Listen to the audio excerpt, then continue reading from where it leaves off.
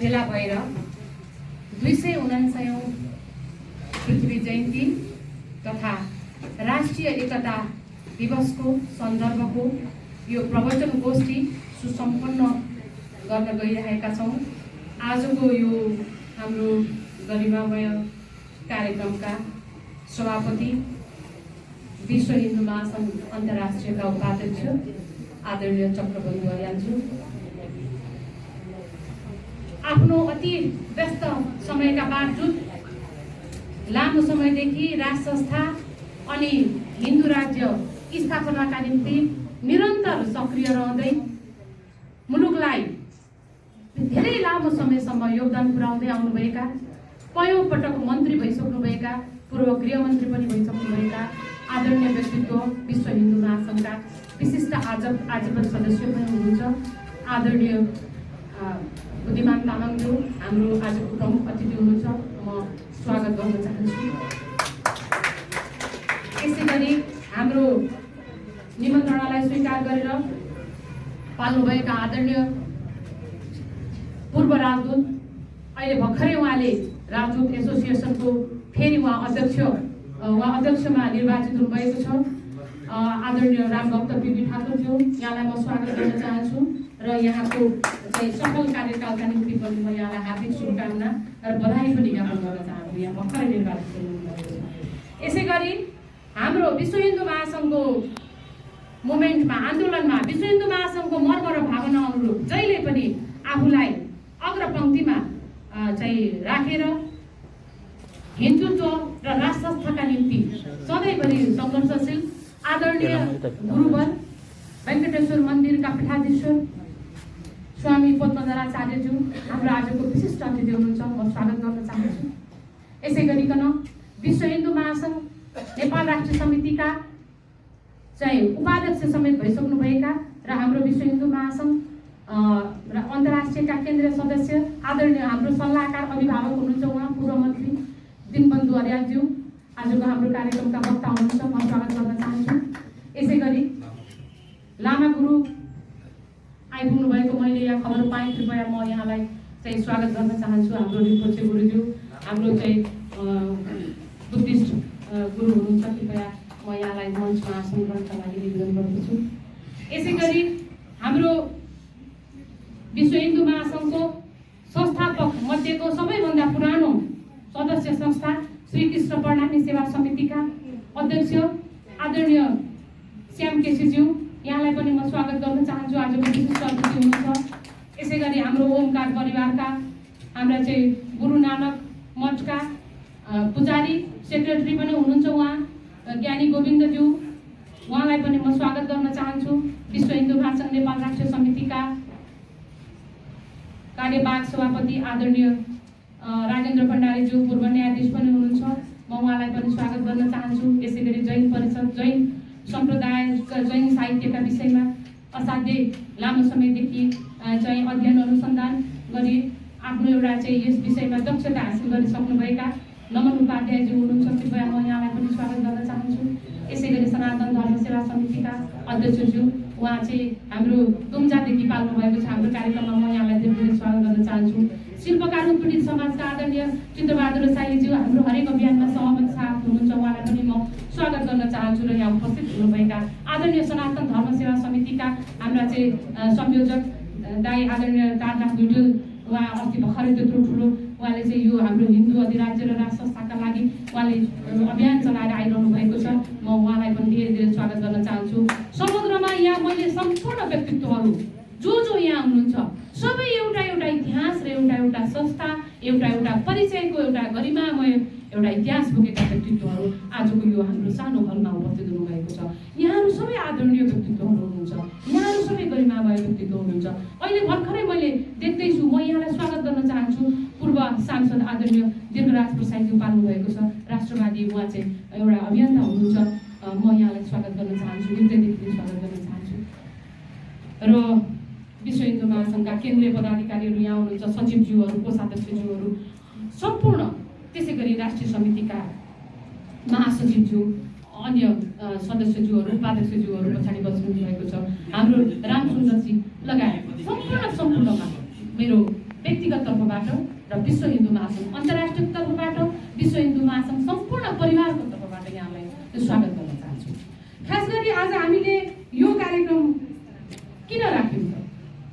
श्रीपाद बडा महाराज पृथ्वीनारायण शाहका जुन चाहिँ उहाँले चाहिँ एउटा जुन उहाँको दूरदर्शिता र नेपाल एकीकरणको सन्दर्भमा उहाँले पुर्याउनु भएको योगदानका कारणले गर्दाखेरि आज हामी यो एउटा चाहिँ भौगोलिक विविधता, हाम्रो चाहिँ सांस्कृतिक विविधता, त्यसै गरिकन हाम्रो भाषागत विविधता, त्यसमा हाम्रो एकताको प्रतीक भनेको, हाम्रो यो मुलुकको एकताको प्रतीक भनेको चाहिँ शाहवंशीय राज संस्था, त्यसमा पनि श्रीपाद बडा महाराज धिराज पृथ्वीनारायण शाहको नेपाल एकीकरणको जुन योगदान छ, त्यो योगदानलाई हामी नेपालीहरूले कहिल्यै पनि भुल्न हुँदैन। त्यसकारणले गर्दाखेरि आज हामी संसारभरि नेपाली भएर चिनिन पाएका छौँ। उहाँको योगदानको कदर गर्दै म श्रीपाद बडा महाराजाधिराज पृथ्वीनारायण शाहको प्रति हार्दिक नमन गर्दै उहाँप्रति म श्रद्धा सुमन अर्पण गर्न चाहन्छु।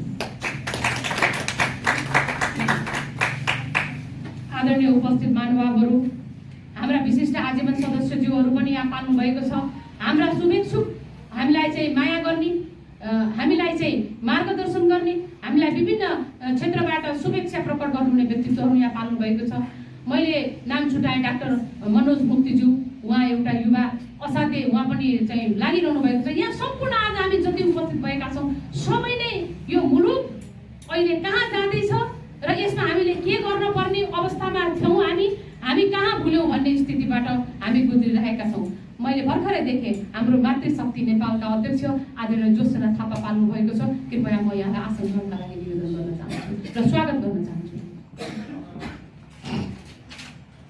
र म के भन्छु भनेदेखि विश्व हिन्दू महासङ्घ अन्तर्राष्ट्रियले आज मात्र होइन, हामीले विगतका दिनहरूमा पनि जब यो मुलुकमा चाहिँ व्यवस्था परिवर्तन भयो र व्यवस्था परिवर्तन भएपछि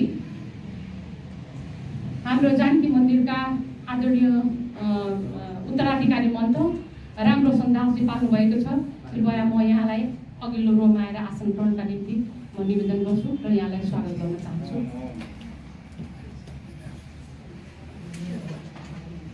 यसरी हामीले विगतका दिनहरूमा जसरी विभिन्न कार्यक्रमहरू हामीले गर्थ्यौँ, ती कार्यक्रमहरू गर्दा गर्दै पनि हामीले यो नेपाल सरकारले जब चाहिँ बडा महाराज धिराज पृथ्वीनारायण शाहको जन्मदिनलाई चाहिँ कुनै वास्ता नगरिकन आफ्नो राष्ट्र निर्मातालाई कहिले पनि चाहिँ वास्ता नगरिकन जुन प्रकारबाट चाहिँ व्यवहार गर्न थाल्यो, हामीले हरेक समय चाहिँ विभिन्न कार्यक्रमहरू गरेर यो नेपाल सरकारलाई झकझकाउने कामहरू गरिराखेका छौँ। र यसैको सन्दर्भमा हामीले चाहिँ यसपटक पनि एक साता अगावै यो कार्यक्रमको आयोजना गरेको हो। किनभनेदेखि संसारमा हरेक देशको आफ्नो आफ्नो निर्माणको इतिहास हुन्छ र हाम्रो देशको पनि आफ्नो निर्माणको इतिहास छ। यो इतिहासलाई हामी कसैले पनि भुल्नु हुँदैन, कसैले पनि बिर्सनु हुँदैन। सबै देशको आफ्नो आफ्नो निर्माणको इतिहासलाई बिर्सँदै जाने हो भनेदेखि परिवर्तनको नाममा भोलि चाहिँ हामीसँग केही पनि बाँकी रहँदैन र हाम्रो भावी पुस्तालाई केही कुरा पनि चाहिँ थाहा हुँदैन। त्यसकारणले इतिहास जे हो त्यसलाई जस्ताको तस्तै रहन दिनुपर्छ भन्ने मान्यता विश्व हिन्दू महासङ्घले अगाडि सारेको छ। र म यहाँ पाल्नुभएका सञ्चारकर्मी मित्रहरूलाई पनि स्वागत गर्दै यहाँहरू मार्फत भन्न चाहन्छु कि नेपाल सरकारले श्रीपाद बडा महाराजाधिराज पृथ्वीनारायण शाहको योगदानलाई अवमूल्यन गर्ने काम गरेको छ। यो कुराको म चाहिँ विरोध गर्न चाहन्छु र नेपाल सरकारलाई खबरदारी गर्नका निम्ति पनि यो कार्यक्रम हामीले गरेको हो। हामीले हरेक साल भव्यताका साथ धुमधामसँग श्रीपाद बडा महाराजाधिराज पृथ्वीनारायण शाहको चाहिँ शुभ जन्मोत्सव हामीले मनाउने गरेका छौँ। र यसपटक कोभिड-19 का कारणले गर्दाखेरि हाम्रो चाहिँ सम्पूर्णको स्वास्थ्य अवस्थालाई ध्यानमा राखेर हामीले यो हाम्रो सानो हलमा एउटा चाहिँ निश्चित समयमा मात्रै हामीले यो कार्यक्रमलाई हाम्रो जो निरन्तर चलिआएको कार्यक्रम हो र यसलाई निरन्तरता दिनका निम्ति यो कार्यक्रमको हामीले आज आयोजना गरेको हो। त्यसो हुँदाखेरि अब जुन 27 गतिको कार्यक्रम छ त्यो 27 गते पनि हामी हाम्रो विश्व हिन्दू महासङ्घको ब्यानर लिएर चाहिँ हामी चाहिँ पहिला पनि जसरी भेला हुन्थ्यौँ र श्रीपाद बडा महाराज सरकारको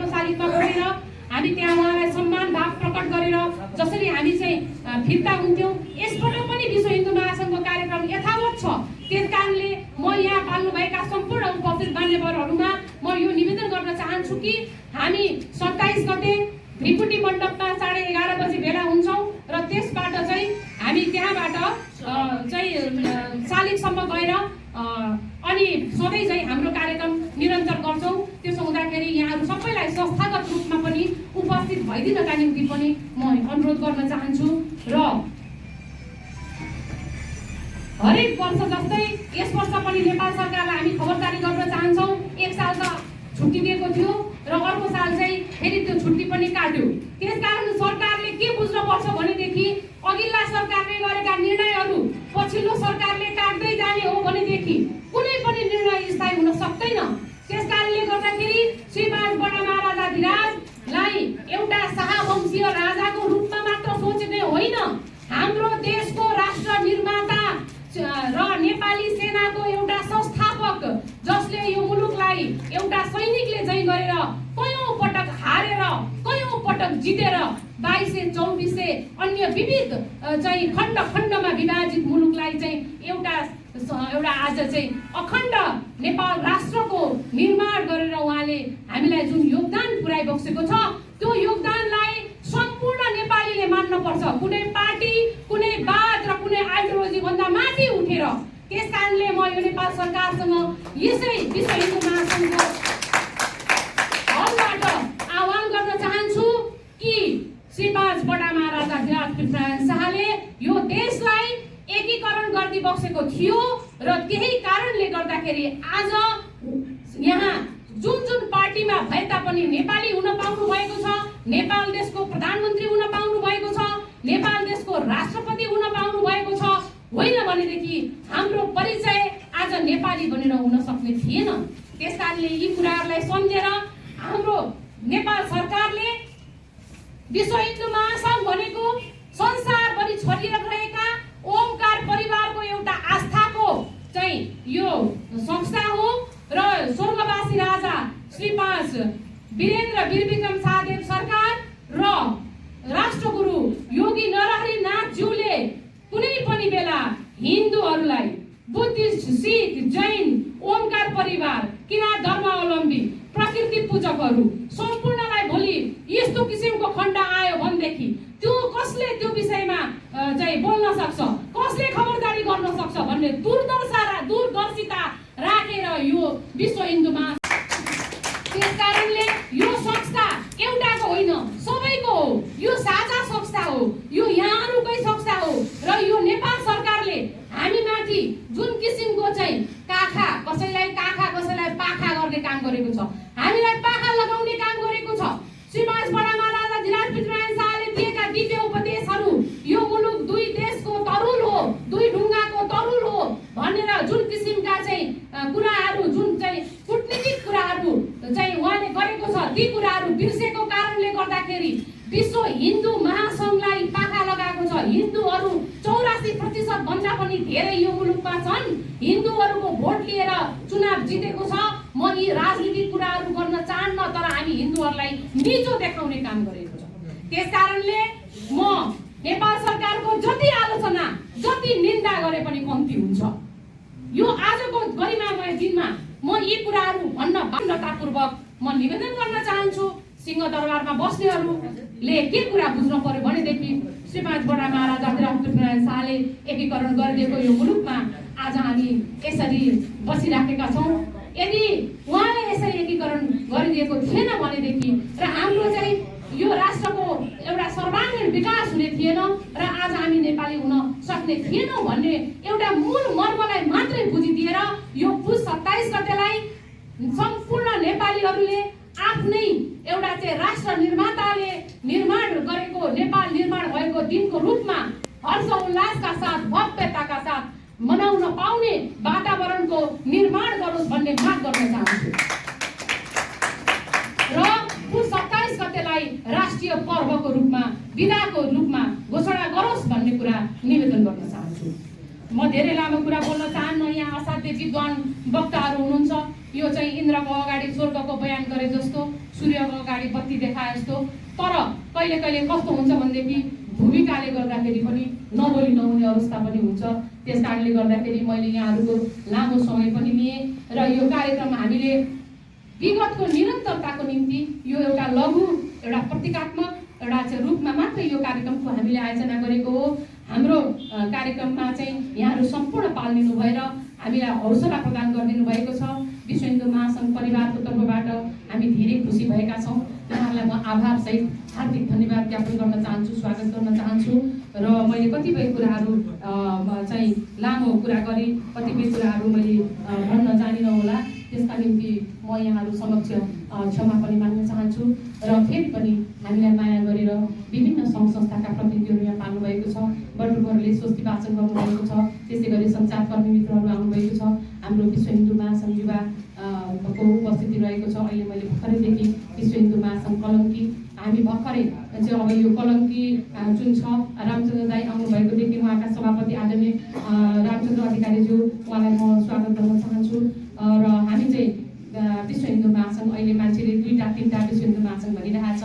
त्यसो हुँदाखेरि हाम्रो राष्ट्रिय समिति जुन विगतमा हामीहरूबाट चाहिँ छुटेर जानुपर्ने अवस्था भएको छ र म आजकै दिनमा यहाँहरूलाई भन्छु, हाम्रो विश्व हिन्दू महासङ्घ कलङ्कीसँग हाम्रो चाहिँ सहकार्य र एकताको प्रयास हाम्रो अगाडि बढिराखेको छ र हामी सहकार्य गरिरहेका छौँ। त्यही कुराको स्पष्ट पुष्टि गर्नको निम्ति आदरणीय रामचन्द्र अधिकारीज्यू यहाँ पाल्नुभएको छ। त्यसै गरिकन हाम्रो चाहिँ सम्पूर्ण उपस्थित महानुभाव सम्पूर्ण मान्यवरहरूलाई फेरि पनि म धेरै धेरै स्वागत गर्दै यहाँहरूको अमूल्य समयका निम्ति हार्दिक स्वागत गर्दै म आफ्नो विचारहरू भनाइहरू अहिलेलाई यही विश्राम